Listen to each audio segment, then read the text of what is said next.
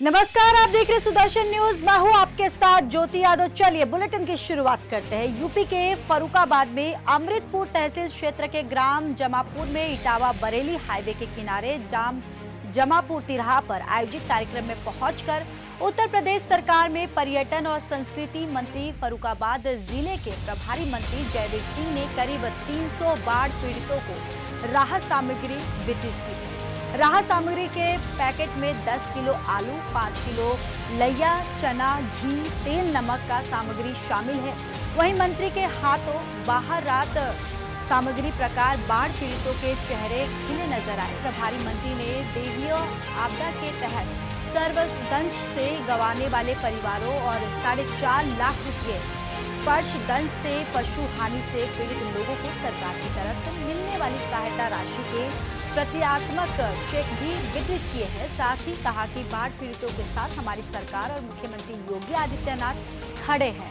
कार्यक्रम को संबोधित करते हुए प्रभारी मंत्री जयवीर सिंह ने कहा, आगे उन्होंने और क्या कुछ कहा, आइए आपको सुनवाते हैं। लेकिन सनातन था, सनातन है और आगे भी सनातन रहेगा, इसको कोई नष्ट करने वाला नहीं है। और इसी सनातन परंपराओं को आगे बढ़ाने का काम, अपनी विरासत को आगे ले जाने का काम, अपनी संस्कृति को समृद्ध बनाने का काम आदरणीय मुख्यमंत्री जी के नेतृत्व में लगातार उत्तर प्रदेश सरकार कर रही है। और आज चाहे गांव के विकास की बात हो, आप सबके भलाई और कल्याण की बात हो, उत्तर प्रदेश में कानून के राज स्थापित करने की बात हो, आज आप देख रहे होंगे कि बड़े बड़े माफिया जो 17 से पहले उत्तर प्रदेश में गुंडई अराजकता का वातावरण था, जमीनों पर कब्जे होते थे, लूट खसोट का वातावरण था, उत्तर प्रदेश में दंगों का प्रदेश बन के रह गया था, उत्तर प्रदेश का विकास रुक गया था। लेकिन 17 के बाद इन 7 सालों में उत्तर प्रदेश न सिर्फ समृद्धि की ओर बढ़ा है, बल्कि उत्तर प्रदेश का वातावरण, यहाँ के बारे में सोच और अवधारणा बदलने का काम हुआ है। 17 से पहले उत्तर प्रदेश के लोगों या फर्रुखाबाद के लोगों जब स्टेट में कहीं या स्टेट के बाहर कहीं जाते थे, देश या विदेश में, तो उनकी पहचान का संकट होता था। पूछते थे कहाँ से आए हो, यूपी वाले हो, कहाँ के आए हो, फर्रुखाबाद वाले हो, कोई चोर उचक्का होगा, शक की निगाह से लोग देखते थे। लेकिन आज उत्तर प्रदेश के बारे में अवधारणा बदली, उत्तर प्रदेश में कानून का राज स्थापित हुआ और उसी का परिणाम है कि उत्तर प्रदेश में ग्लोबल इन्वेस्टर समिट जब होता है तो एक मुश्त देश और विदेश के निवेशक आकर के 40 लाख करोड़ के निवेश के प्रस्ताव देने का काम करते हैं। भारतीय जनता पार्टी को कोई मुश्किल नहीं। आपको याद होगा 2022 में इन्हीं अखिलेश जी ने असेंबली के चुनाव से पहले जिस प्रकार से अपने को स्वयंभू मुख्यमंत्री निर्वाचित मान लिया था, उसका परिणाम क्या हुआ था? उत्तर प्रदेश की जनता ने इन्हें एक सीमित सीटों तक समीट करके इनको बाइंड अप करने का काम किया था। आज अखिलेश जी 2017 से सत्ता से बाहर हैं और उसी हताशा निराशा का परिणाम है कि लगातार ऊल जलूल बयानबाजी, ऊल जलूल बातें कर रहे हैं। लेकिन मैं समझता हूँ भारत के लोकतंत्र में लोकतंत्र की भारतीय जड़ें बहुत मजबूत हैं, जिसमें जनता सब देख रही है। इस प्रकार की गाली गलौज की भाषा, इस प्रकार की निंदनीय भाषा का प्रयोग कर रहे हैं, वो जनता इसे माफ नहीं करेगी। दूसरा सबसे महत्वपूर्ण बात है कि 12 से 17 के बीच में जब उत्तर प्रदेश के मुख्यमंत्री के रूप में अखिलेश जी ने उत्तर प्रदेश को दंगों की आग में झोंकने का काम किया। यूपी के मुरादाबाद ठाकुर द्वारा क्षेत्र के गांव राघूवाला स्थित में अस्थायी गौवंश आश्रय स्थल गौशाला में लगभग 10 गौवंशों की संदिग्ध हालात में मौत हो गई। सूचना पाकर मौके पर पहुंचे बजरंग दल कार्यकर्ताओं ने विरोध प्रदर्शन कर जांच की मांग की है। आपको ये भी बताते चले कि गौवंशों की मौत हुई है, जिनका पोस्टमार्टम कराने की मांग की गई है। कोतवाली क्षेत्र के ग्राम राघूवाला में स्थित अस्थायी निराश्रित गौवंश आश्रय स्थल में लगभग 10 गौवंशों की संदिग्ध हालात में मौत हो गई है। सूचना पाकर मौके पर पहुंचे बजरंग दल पंकज साजन शर्मा के नेतृत्व में कार्यकर्ताओं ने विरोध प्रदर्शन करते हुए जमकर नारेबाजी की और साथ ही जिन गौवंशों की मौत हुई है उनका पोस्टमार्टम कराने की मांग उठाई है और साथ ही साथ जांच कर आरोपियों पर सख्त कार्रवाई की मांग की। राघूवाला गांव में गौशाला में अपनी बजरंग दल विश्व हिंदू परिषद की टीम गई थी और वहां पर पाया गया कई गाय मृत अवस्था में पाई गई। 2 गाय डॉक्टर ने बताई कि कल मरी थी, वो अभी तक दफनाई नहीं गई, बुरी अवस्था में पाई गई। और कम से कम 8-9 गाय कई दिनों की वहाँ पड़ी हुई थी, बेचारी कुत्ते उन्हें नोच रहे थे और पंछियों ने खाने की कोशिश कर रहे हैं। और इतनी बुरी दुर्दशा उस गौशाला की कर रही थी, करके वो डॉक्टर क्या कर रहा है वहाँ के वीडियो साहब क्या कर रहे हैं, उस गाँव का प्रधान क्या कर रहा है। वहाँ कोई भी किसी तरीके की सुचारू व्यवस्था नहीं है, चारा सूखा खा रही है गाय बेचारी, कोई हरे चारे की व्यवस्था है नहीं वहाँ पर, सब बिल्कुल व्यवस्था बिल्कुल भंग है। किस तरह की कार्रवाई के लिए आपने? हमने वहाँ पर भी यही उचित कार्रवाई की मांग करी। ये 10 नहीं है, 4 हैं। मैं भी वहीं से गौशाला से आ रही हूँ। ये बीमार थी गाय, तो 2 कल की और 2 आज की मृत हुई हैं। इनको चूँकि ये गौशाला जो है तालाब के बगल में है और इस समय चूँकि 3-4 दिन से लगातार बारिश हुई, जैसा कि सबको पता ही है, तो जिस गड्ढे में उन्हें डिस्पोजल उनका किया गया था उसमें तालाब की वजह से पानी और बारिश की वजह से पानी भर जाने के कारण वो बाहर दिखने लगी थी। बजरंग दल वालों ने वीडियो बना लिया, बजरंग दल वालों ने वीडियो बना लिया था, तो उसका फिर से अभी ससम्मान डिस्पोजल कराया। इसमें क्या मतलब किसी की लापरवाही सामने आई है और किस तरह की कार्रवाई की जा रही है? लापरवाही, इसकी रिपोर्ट भेजी जा रही है प्राथमिक स्तर पे। तो जो है कि जब ऐसी जगह पे था तो बारिश का मौसम देखते हुए उसको करके उसे और गहरा खुदाई होनी चाहिए थी। हम मौजूद हैं मुरादाबाद जनपद में और बात कर रहे हैं मुरादाबाद जनपद के ठाकुरद्वारा क्षेत्र की, जहां बीती रात कुछ गौवंशों की जो अवशेष मिले हैं और शव मिले हैं उसको लेकर आज कुछ हिंदू संगठन कार्यकर्ताओं ने समाधान दिवस के दौरान अधिकारियों को प्रार्थना पत्र दिया और प्रार्थना पत्र में दौरान उन्होंने वहां ग्राम प्रधान, विकास खंड अधिकारी और जो पशु चिकित्सक हैं उनके खिलाफ सख्त कार्रवाई की मांग करते हुए गौ हत्या जैसी संदिग्ध धाराओं में मुकदमा लिखवाने की बात कही है, जिस प्रार्थना पत्र के माध्यम से उन्होंने लिखा है। और साफ साफ उसमें ये बताया गया है कि इन लोगों द्वारा गौ वंशों की देखभाल सही से नहीं होती, ना ही समय पर चारा मिल पा रहा है, ना ही उचित चिकित्सा मिल पा रही है, जिसके कारण इन गौवंशों की हत्या हुई है। अब देखना यह है कि जो संबंधित धाराओं में इन लोगों ने शिकायत की है, क्या किन धाराओं में मुकदमा लिखता है और किन किन धाराओं में किन किन लोगों पर ऐसी सख्त कार्रवाई की जाएगी। बात की जाए तो मुरादाबाद जनपद में लगातार गौवंश पर सरकार द्वारा लाखों करोड़ों रुपए खर्च किया जा रहा है, जिसके चारे की व्यवस्था भी पूरी की जा रही है। लेकिन बात की जाए तो ये ठाकुरद्वारा क्षेत्र में बड़ा मामला निकल के आया है, जहां पर 7 से 8 गायों के अवशेष मिले हैं और जो दबा दिए गए थे, लेकिन जरा सी बरसात पड़ने के कारण ही वो गौवंश के अवशेष ऊपर निकल आए हैं। अब देखना यह है किन धाराओं में मुकदमा पंजीकृत कर ऐसे अधिकारियों के खिलाफ कार्रवाई की जाएगी। सुमित टंडन, सुदर्शन न्यूज़, मुरादाबाद। यूपी के थाना जैत इलाके स्थित छठीकरा वृंदावन रोड पर डालमिया फार्म में हरे पेड़ों के कटान को लेकर मथुरा रेंज के क्षेत्रीय वन अधिकारी अतुल तिवारी ने 10 लोगों के खिलाफ मुकदमा दर्ज करवाया है। आपको बताते चले कि थाना जैत पर भारतीय वन अधिनियम अंतर्गत 5 धाराओं में दर्ज कराए मुकदमे में बताया गया है कि छठीकरा वृंदावन रोड पर डालमिया नामक परिसर में लगभग 300 हरे पेड़ों को माफिया और बिल्डरों द्वारा जेसीबी मशीन, पावर पॉकलिंग मशीन और सैकड़ों मजदूरों को लेकर काट दिया है। इस पूरे मामले को लेकर अधिकारी और स्थानीय लोगों ने क्या कुछ कहा, आपको भी सुना। क्या है, मानना स्पष्ट है कि जिसने बेच दिया उसका उसमें कोई रोल नहीं है, लेकिन जिसने खरीदा है और जो इसको प्लान करके बेचना चाहता है तो सारा हाथ उसी का है, कोई दूसरा तो आया नहीं। तो मैं प्रशासन की नाक के नीचे इतना बड़ा कांड हुआ, और एक वृक्ष कट जाता है तो बवाल इतना बड़ा हो जाता है, लेकिन 1000 वृक्ष प्रशासन की नाक के नीचे कट गए। कोई बोलने के लिए भी तैयार नहीं है, यहाँ कोई आने के लिए भी तैयार नहीं है। हमारी वृंदावन जैसी पवित्र भूमि, धर्म नगरी, जिसके लिए योगी जी, मोदी जी इतने अपने प्राण न्यौछावर करने के लिए जुटे हुए हैं, आज मैं मोदी जी, योगी जी से रिक्वेस्ट करना चाहती हूँ। बरामदगी बनाई जा रही है। उसके अतिरिक्त ये जैसा कि मालूम किया गया कि रात में करीब 12 बजे के आसपास को सीसीटीवी कैमरा चेक करके कि काफ़ी सारी जेसीबी मशीनें यहाँ पर आई हैं और लगभग 3 घंटे बाद वो जेसीबी वापस हुई हैं। तो उसके अतिरिक्त भी और जो यहाँ पर सीसीटीवी कैमरे उपलब्ध हैं उनमें भी जाँच करी जा रही है। पहले तो जिसकी ये भूमि है, और ये भी स्थानीय लोगों द्वारा बताया गया है कि यहाँ पे कुछ बिल्डर्स लोग हैं जो कि ये कार्य करना, यहाँ पे कॉलोनी बनाना चाह रहे हैं, उन्हीं के द्वारा ये कार्य किया गया है। सबका नाम पता लगाकर उनको प्रथम सूचना दर्ज कराई जा रही है, और इसमें जो भी इन्वॉल्व हैं इन सभी को स्टाफ को बोला गया है नाम पता करने के लिए। मामला साहब प्रशासन से या किसी से मिलके नहीं, यहाँ कटे हुए शाम को कुछ भी नहीं था और सब फलदार पेड़ थे। एक भी पेड़ ऐसा नहीं था कि फलदार नहीं है, और सब बहुत बढ़िया पेड़ थे। सरकार कहती है लगाने की पेड़ की, यहाँ सारे पेड़ कटे, हजारों पेड़ का बहुत पेड़ कटा है यहाँ पे। कोई ये नहीं है कि पेड़ वैसा हो, ऐसा लग रहा है यहाँ कुछ है ही नहीं, उजड़ा हुआ है, बिल्कुल कुछ है ही नहीं।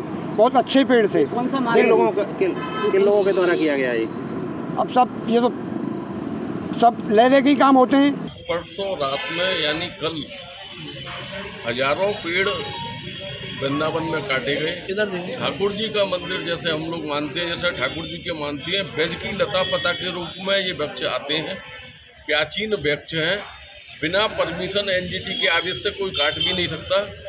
250 से 500 लोगों द्वारा और 100 से ज़्यादा जेसीबी और बुकलैन द्वारा ये पेड़ों को तोड़ा गया। राष्ट्रीय पक्षी मोर तक मरे हैं। रात में बारिश में गीले होने के कारण वो उड़ भी नहीं सके और मर गए, सांप तक मरे हैं। और लगातार पेड़ों की संख्या आप देख ही रहे हैं। मौके पर इस समय भी पेड़ पड़े हुए हैं।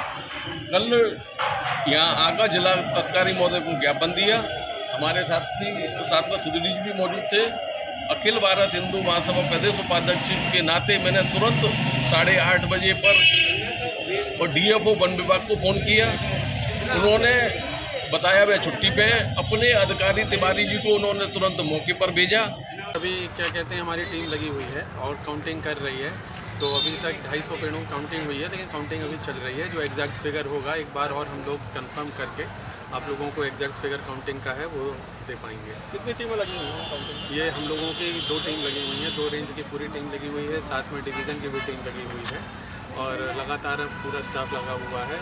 और इसमें जो भी पेड़ों की कटाई से संबंधित वो हैं तो उन सबके नपाई भी हम लोग कर रहे हैं। उसके आधार पर जो भी नियमानुसार कठोरतम कार्यवाही होगी उसकी दिशा में हम लोग तुरंत आगे बढ़ेंगे। अभी तक जो घटना हुई है पेड़ों की, उसमें सबसे ज़्यादा पेड़ जो कटे हैं वो कौन से? ये मैं अभी आपको देख के बताता हूँ। देखिए, इसमें जो बीती कल के पहले वाली रात थी, उस देर रात में ये सुबह प्रातः ये सूचना मिली थी कि कुछ लोगों ने एक प्रॉपर्टी वहाँ वृंदावन में बड़ी प्रॉपर्टी है, उस पर लगभग 200 से ऊपर पेड़ काट लिए गए हैं। जैसे ही संज्ञान में आया, सुबह वन विभाग की और पुलिस विभाग की वहाँ पर टीम भेजी गई और वहाँ पाया गया कि कुछ हरे पेड़ वहाँ पर काटे गए हैं। उसका कंप्लीट सर्वे कराया गया है। अभी सर्वे का कार्य चल रहा है। जो भूमि के ओरिजिनल मालिकान हैं उनके खिलाफ भारतीय वन अधिनियम 1927 की धारा 29, 33, 41, 42 और 51 के तहत प्राथमिकी दर्ज की गई है। खबर यूपी के चंदौली से है, जहां अब कानपुर और अजमेर में रेलवे ट्रैक पर भारी सामान रखकर ट्रेन की गिराने या नुकसान पहुंचाने की घटना के बाद चंदौली पुलिस भी रेलवे की सुरक्षा में तैनात दिखाई दे रही है। आपको बताते चले कि जिला पुलिस के साथ साथ जीआरपी, आरपीएफ के जवान रेलवे ट्रैक के सुरक्षा में लगे हुए हैं। आरपीएफ, जीआरपी के साथ सीओडीडीयू नगरमय फोर्स के साथ रेलवे ट्रैक पर पैदल मार्च किया। पंडित दीनदयाल मंडल के मतपुटा गांव के समीप रेलवे ट्रैक पर पैदल मार्च किया गया। वहीं सुरक्षा की दृष्टिगत चंदौली पुलिस ने आरपीएफ और जीआरपीएफ के साथ मार्च किया। रेलवे ट्रैक के आसपास के गांव के लोगों से मिलकर जागरूक करने और अराजक तत्वों को देखने पर तुरंत सूचना यानी सूचित करने की लोगों से यहां अपील की गई है।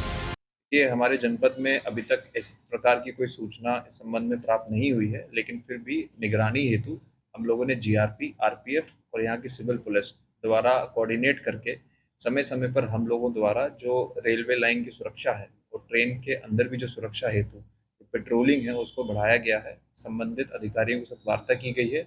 उसी क्रम में सुबह, दोपहर और शाम में अलग अलग समय हम लोगों द्वारा अभियान चेकिंग की जा रही है और जो भी वांछनीय तत्व हैं इस प्रकार के उन पर सतर्क निगरानी बरती जा रही है।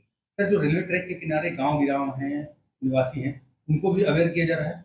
जो ट्रैक के बगल में जितने भी ग्राम प्रधान हैं या जितने भी जो उस प्रकार के व्यक्ति हैं उनको सबको सेंसिटाइज किया जा रहा है। उन सबके नंबर्स लिए गए हैं, बैठकें की जा रही हैं कि इस प्रकार की अगर कोई सूचना आती है समय पे हम लोगों को, पुलिस को उसको उपलब्ध कराएं ताकि हम लोगों द्वारा एक्टिवली उस पर कार्रवाई की जा सके।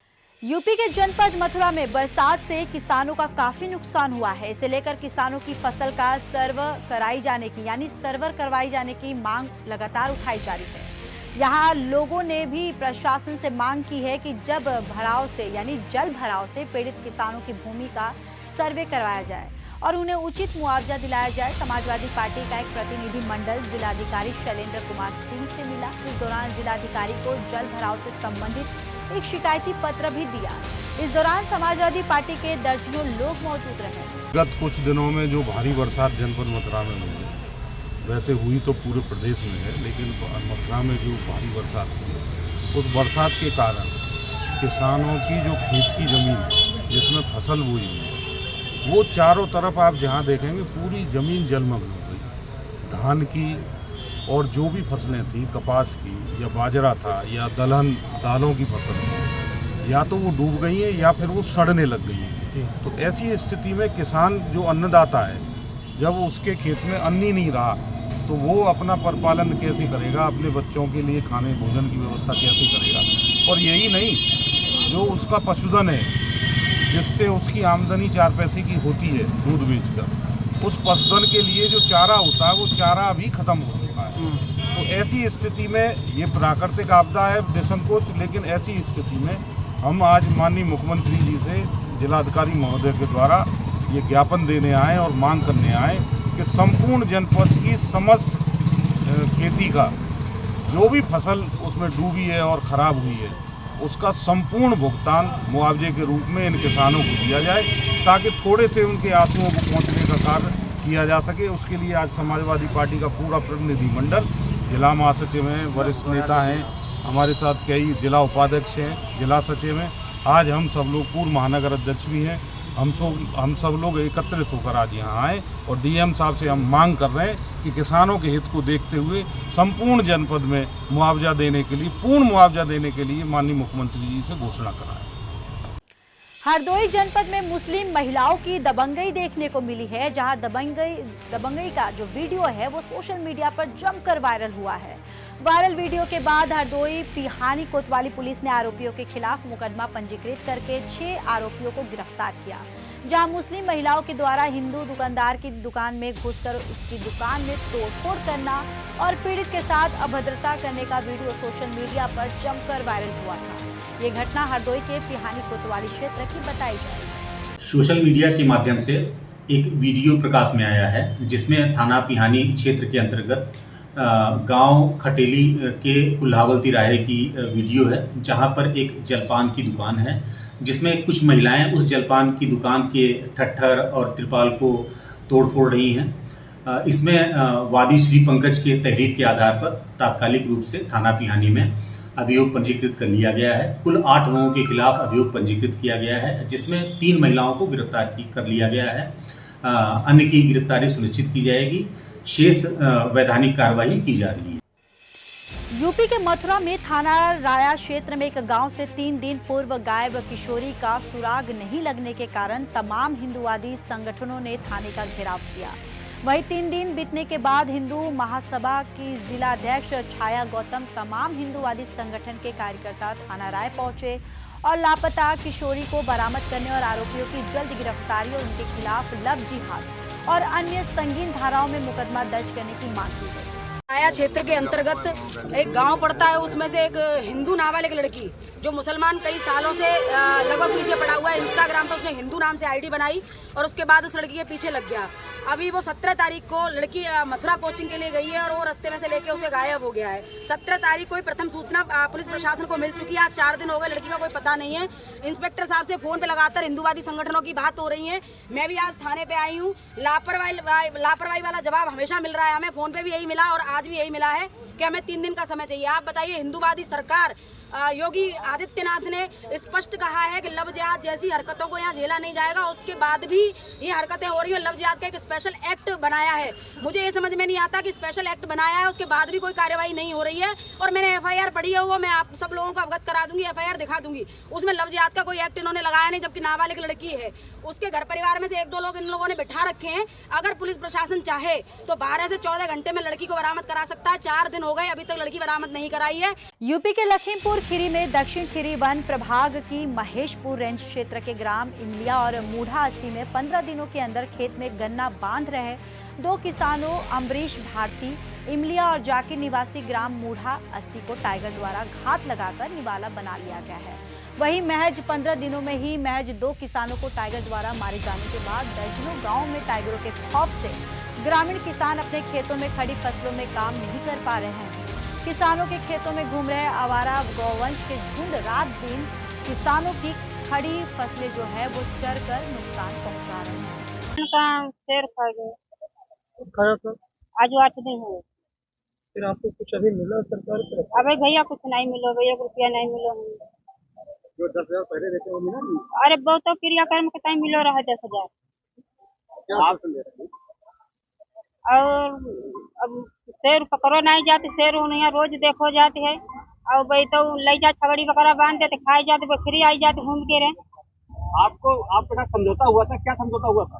समझौता हुआ है, एक कॉलोनी देख लिए रहे और 6 बीघा खेत और भैया की नौकरी बताई नहीं लगाई और 5 लाख रुपया बताई नहीं देने। उसमें से अभी कोई चीज मिली है? अबे भैया कुछ नहीं मिलो भाई। समस्या है, बाघ हमारे पति कहीं खाए गए। कब? 12 अप्रैल। फिर का हमारा मिला कुछ भी नहीं है, मिला है ये 4 लाख। कितना पैसा आपको राजस्व से मिला? 4 लाख मिला।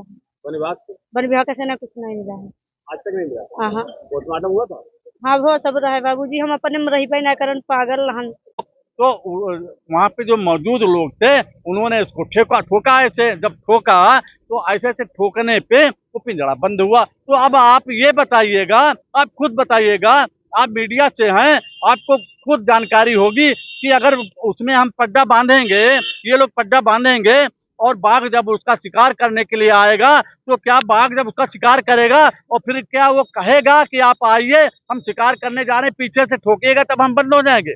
क्या बाघ ये कहेगा? तो ये इनका केवल ड्रामा है।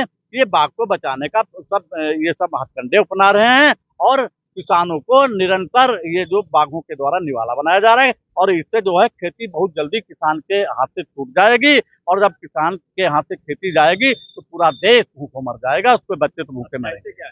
आप देख सकते हैं जनपद लखीमपुर खीरी में जो है बाघ का तांडव काफी तेजी से चल रहा है।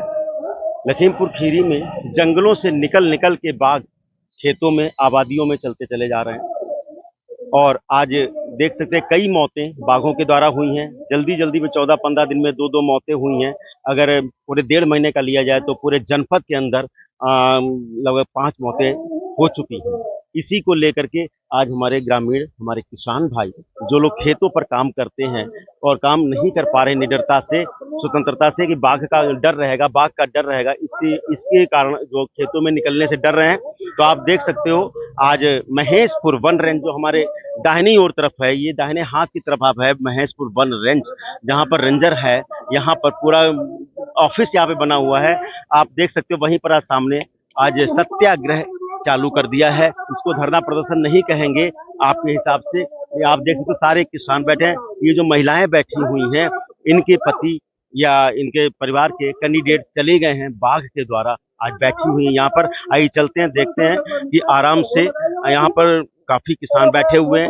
मतलब देखिए वन विभाग के सामने बैठे हैं, सुरक्षा की दृष्टि से पुलिस फोर्स भी काफी लगा हुआ है यहाँ पर। इनको ऐसा डर है कि कहीं कोई अप्रिय घटना ना कर दे किसान भाई। तो आप देख सकते हो किसानों पे अगर आप उम्मीद करते हो ये यहाँ पर कोई अप्रिय घटना करने के लिए आए हैं, लेकिन इनके घर को नहीं कोई देख पा रहा है कि खेत पर निडरता से जाने से डर रहे हैं हमारे किसान भाई। आप देख सकते हो महिलाएं यहाँ पर बैठी हुई हैं जिनके घर के चिराग चले गए हैं।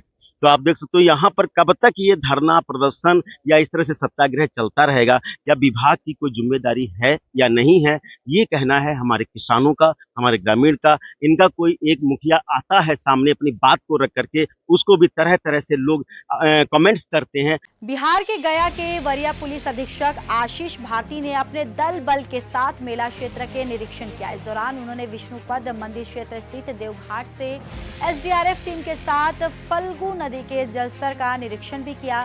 सीताकुंड पहुंचकर सभी पिंडदान लगे हुए व्यवस्थाएं जायजा लिया है और मीडिया को संबोधित करते हुए कहा कि आज पितृपक्ष का चौथा दिन है। इसकी प्रेतशिला और बोध गया सीताकुंड स्थित पिंडदान करने का धार्मिक महत्व है। और गया पुलिस कप्तान ने बताया कि जिले भर में 5000 पुलिसकर्मी तैनात है, जिसकी जिम्मेदारी सुरक्षा, भीड़ नियंत्रण, यातायात सुविधा के लिए कार्यरत है। आगे उन्होंने क्या कुछ कहा सुनिए। आज पितृपक्ष मेला को प्रारंभ हुए चौथा दिन है और उसमें काफ़ी संख्या में श्रद्धालु यहाँ पर आ रहे हैं चाहे वो विष्णुपद मंदिर हो, देवघाट हो, सीताकुंड हो, या आज बोधगया में का भी विशेष महत्व है। बोधगया में भी विभिन्न वेदियों पर काफ़ी संख्या में लोग आए हैं और कल और परसों प्रेतशिला में भी काफ़ी संख्या में लोग आए थे।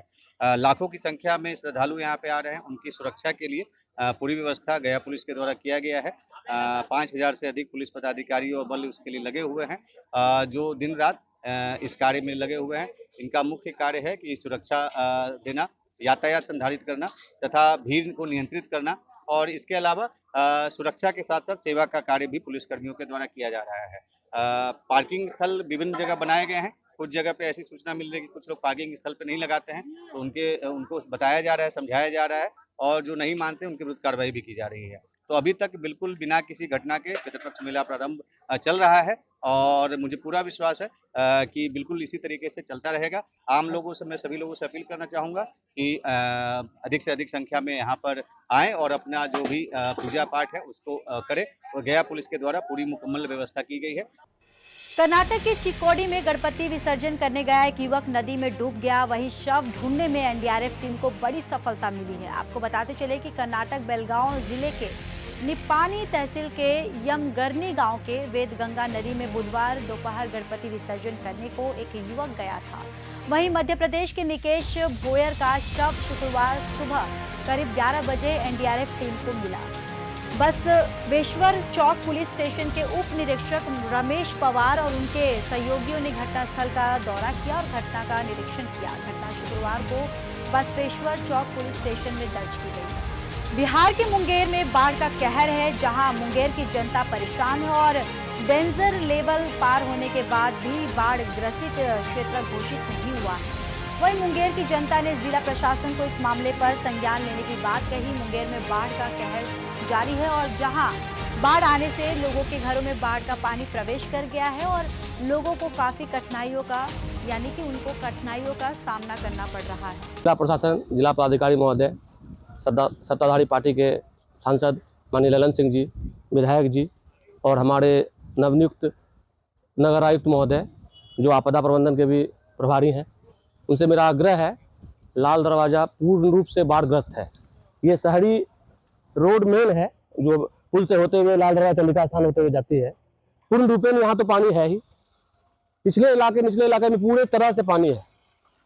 समाज के उस समाजसेवी नेता लोगों से मेरा आग्रह है, इस पर पहल करें और आके देखें। आपको अपने आप को नेता साबित करने का अच्छा मौका मिला है। जिला प्रशासन से आग्रह है, आके निसहाय असहाय लोगों को मदद करें। यहाँ लोगों को खाने का, रहने का दिक्कत हो रहा है। अभी तक जिला प्रशासन के द्वारा ना ही किसी स्थान का चयन किया गया है, ना ही किसी तरह की राहत सामग्री दी जा रही है।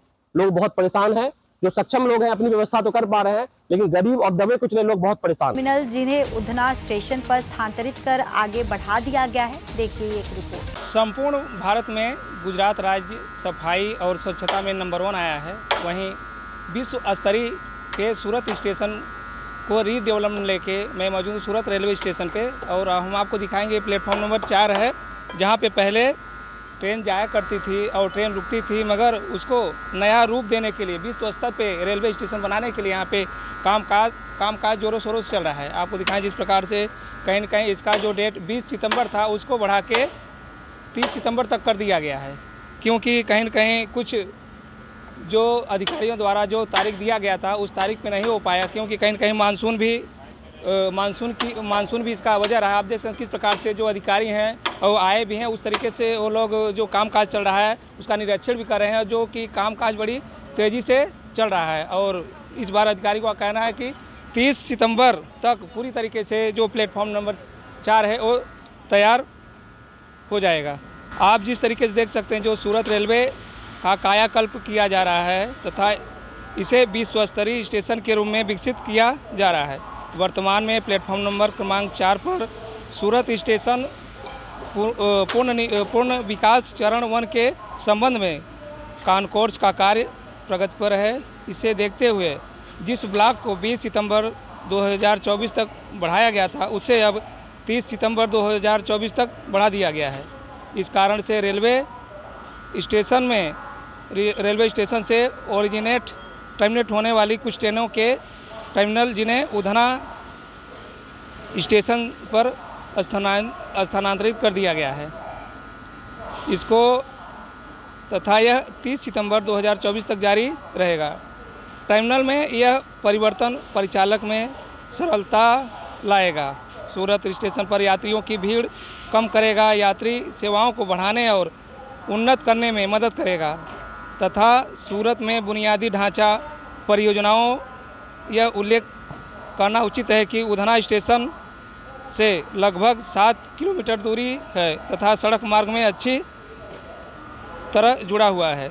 इस प्रकार से आपको मैं दिखाने की कोशिश किया है जिस प्रकार से उधना रेलवे स्टेशन पर जो सूरत स्टेशन पे ट्रेन जा रही थी उनको उधना रेलवे स्टेशन पर किया गया है। इस प्रकार से गुजरात राज्य द्वारा जो मांग की गई थी सूरत स्टेशन पे पुनर्निर्माण किया जाए और विश्व स्तरीय स्तर पे इसका काम काज हो ताकि रेलवे स्टेशन का जो परिसर है सुंदर दिखे, क्योंकि स्वच्छता में नंबर 1 है। कैमरामैन संदीप सिंह राजपूत के साथ प्रेम कुमार निषाद, सुदर्शन टीवी न्यूज, सूरत, गुजरात। फिलहाल इस बुलेटिन में इतना ही। बाकी देश और दुनिया की तमाम बड़ी खबरों के लिए देखते रहिए सुदर्शन न्यूज।